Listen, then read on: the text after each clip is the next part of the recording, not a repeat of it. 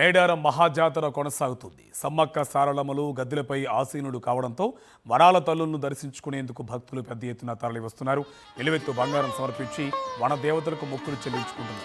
జప్పన్నవాగు నుంచి మేడారం గద్దెల వరకు జనమంతా కిక్కిరిసిపోయారు. గద్దెల నుంచి ఆర్టీసీ బస్ స్టాప్ వరకు ఎటు చూసినా జన సందోహమే కనిపిస్తుంది. మేడారం గద్దెలకు గురువారం రాత్రి సమ్మక్క చేరుకున్నప్పటి నుంచి భక్తుల రద్దీ మరింత పెరిగింది. గంటకు భక్తుల సంఖ్య పెరగడంతో దర్శనానికి చాలా సమయం పడుతుంది. కొత్తగా నిర్మించిన క్యూ లైన్ కాంప్లెక్స్ నిండిపోవడంతో జనం రోడ్లపైన కిలోమీటర్ మేర నిల్చుంది.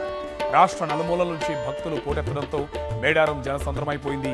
ఓవైపు భక్తులు జై సమ్మక్క సారలమ్మల నినాదాలు, మరోవైపు శివసత్తుల పూనకాలతో మేడారం పోరెత్తుతూ ఎలువెత్తు బంగారం సమర్పించి వన దేవతలకు మొక్కులు చెల్లించుకుంటున్నారు. జప్పన్నవాగు నుంచి మేడారం గద్దెల వరకు జనమంతా కిక్కిరిసిపోయారు.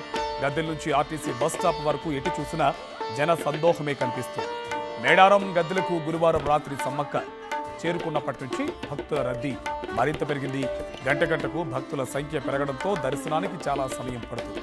కొత్తగా నిర్మించిన క్యూ లైన్ కాంప్లెక్స్ నిండిపోవడంతో జనం రోడ్లపైన కిలోమీటర్ మేర నిల్చుంది.